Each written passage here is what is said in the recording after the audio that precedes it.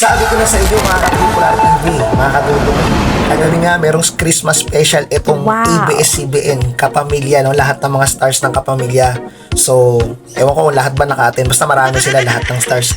So, ito nga yung 10 hours ago, nakikita yung video na to. Katniel, yung Araneta Coliseum.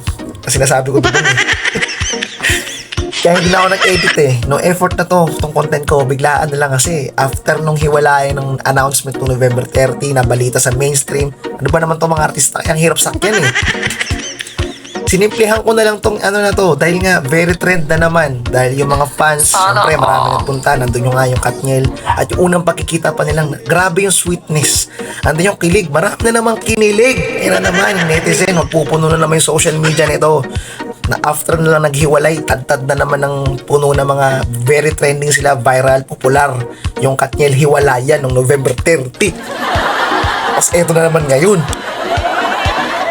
parang balikang bagaganap. Boy!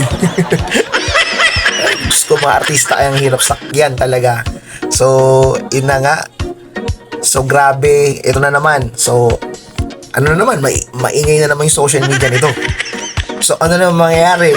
So, sila na naman yung trending, no? So, sila na naman pag-uusapan. Kagaya kong content creator na reaction video yung ginagawang content. So, yun naman talagang papel natin dito, no? Yun talagang trabaho ko, yun ang content na napili ko So, yung nakikita nyo sa likuran ko na kanina pa nag-play dyan, diba? Grabe yung sweetness, man. Ibang klase, no? So, anong masasabi nyo rito, mga fans, mga netizens, no? Ako hindi ako fan, ng Katniel. But, syempre, bilang, sa Facebook, iba na yung cellphone ngayon, lahat makikita mo naman na.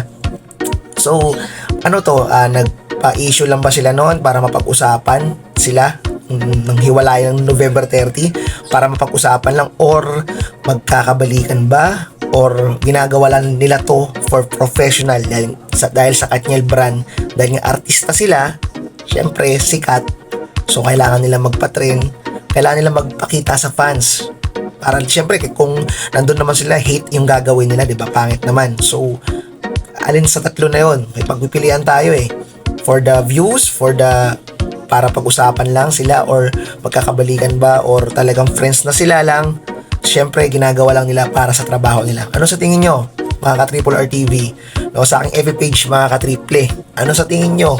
Guguluhan na ako sa mga artista, ay hirap sakyan ayoko sila naman ang trending, sana ganun lang sila kagaling gumawa ng issue or gumagawa lang ng issue. Sa tingin ko lang analyze ko lang aking opinion, siguro they're making for professional lang. So after sila pag-usapan ng hiwalayan, I don't know, hindi mo rin masabi, siyempre iba-iba tayo ng opinion.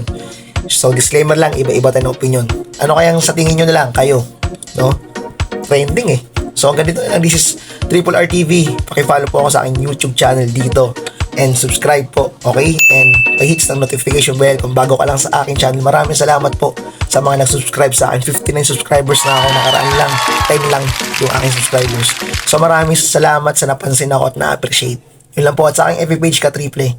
Hanggang dito na lang. Peace out.